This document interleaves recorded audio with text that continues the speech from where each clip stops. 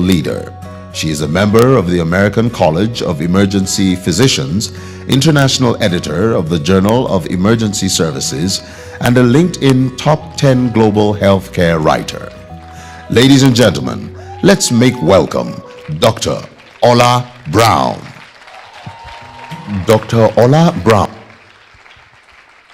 Hello and good morning. Love, I need that video. That packaging was too fantastic. Lovely to meet you all, and it's a great opportunity to be here today. Thank you all for having me. So you've heard a bit about my story, and I'm just going to take the next 5 minutes to tell it in my own words, and also talk about some of the lessons that I've learned along the way. So there's a lot of media people, a lot of journalists in the room. I don't know much about media or journalism, but one of my friends in the media told me that there's always 4 fundamental questions that every journalist asks: how, where, when, and how, where, when, and where. So I think that those are the fundamental questions that a lot of young people ask. How am I going to meet my goals? Where am I going to get the resources to meet my goals? When, or do I have any influence over when these goals are going to be met? And what do I need to get to that position? I think most young people are always thinking about those questions. And I think that when I was in my early teens, going to university, these were the questions that were continually on my mind. How do I get to where I'm going? And growing up in England, I actually, believe it or not, did not see so many role models who were in the position that I wanted to be.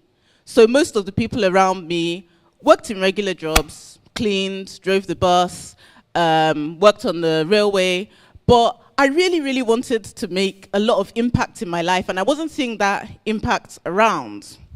So around that time, Ovation magazine was launched, and my dad brought home the first copy. There, I saw Nigerians that were senators.